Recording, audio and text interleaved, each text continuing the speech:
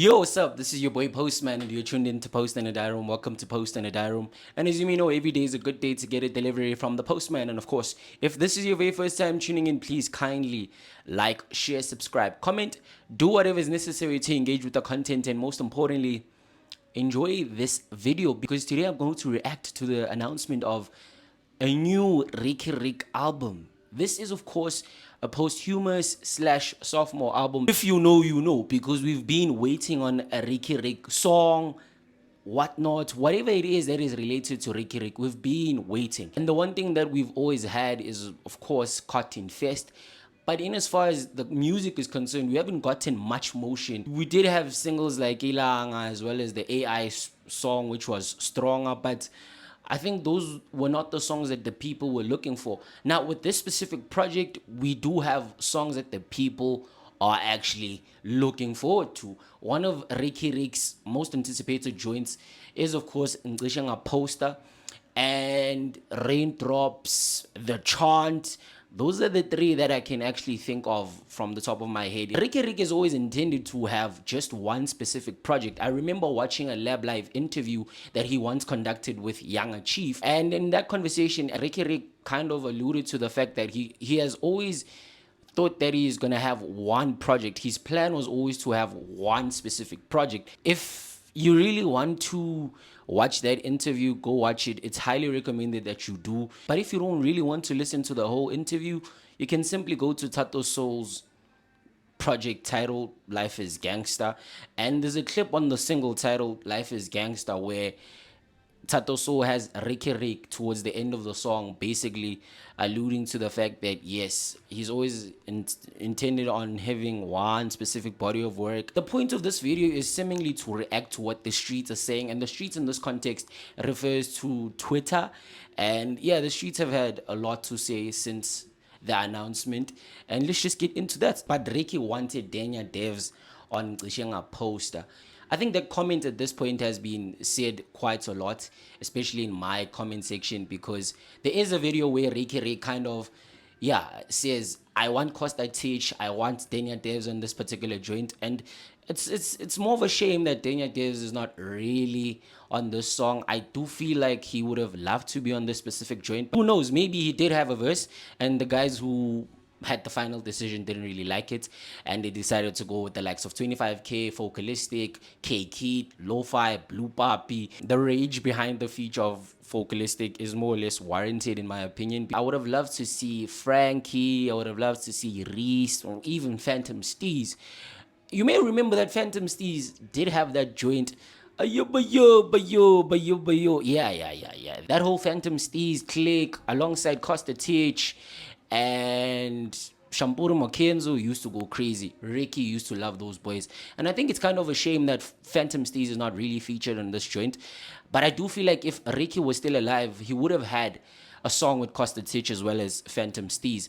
But I do hear that Phantom Steez chat particularly, but also that A-Reese chat, because I feel like Riky Rick and A-Reese would have wanted to do it the right way, in a whole studio setting, in a manner that allows them to connect maybe physically and also like share ideas of what a follow-up single is like since dropping Pick You Up. The odds on Ngishanga Poster being a generational classic aren't looking as great as when those snippets were circulating. Not only does it seem overcrowded, some of the artists there might not have the flow to complement the production. I wonder who this person is talking about.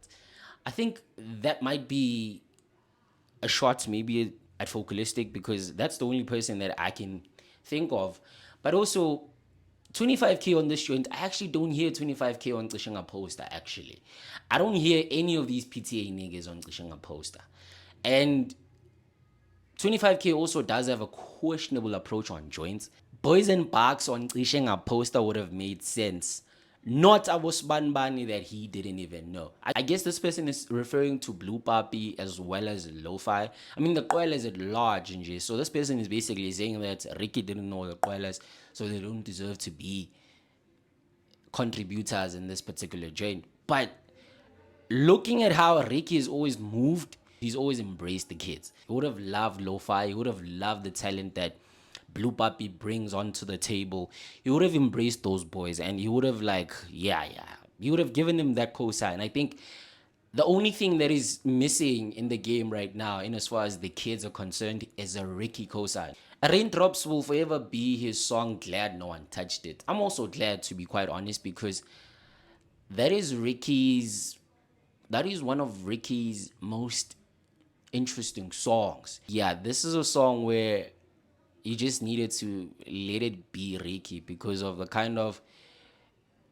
emotions that are evoked by the song and the things that contextually Ricky is saying, and also the moment in which the song was teased in a sense or performed, because it was performed on a platform that was owned by DJ Dimples, and that's the very first time we heard the joint. And DJ Dimples unfortunately is also gone, and Ricky Leona is also gone. So I guess it's one of those songs that you just needed to just leave alone, and it's also a reflection of the time that Ricky might have been on in his last days. I hate what I'm seeing here. Hey, crazy.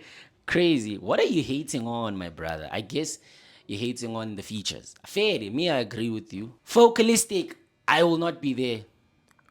Here's a tip to the execs.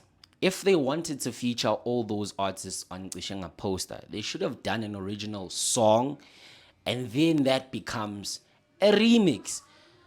Okay, judging by the number of features in that joint, I actually think I agree. You might find that the song in itself was not finished, or maybe they just thought that the hook was the only captivating moment of the joint, because you don't want to have a lot of these gushobani moments.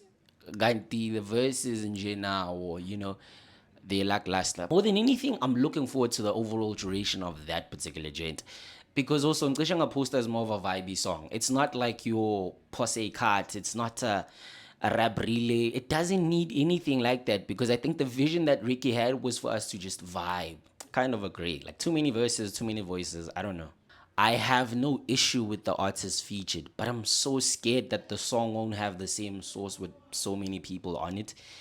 It should have been a Ricky only song, in my opinion.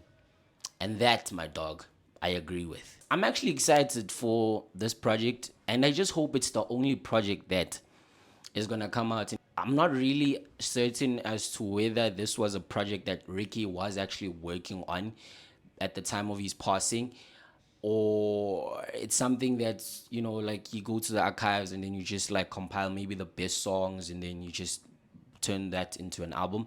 I don't know, but it's very likely that it is the case. Post in a diary, please kindly like, share, subscribe, comment, do whatever is necessary to engage with the content, and most importantly, I will see you on the next one.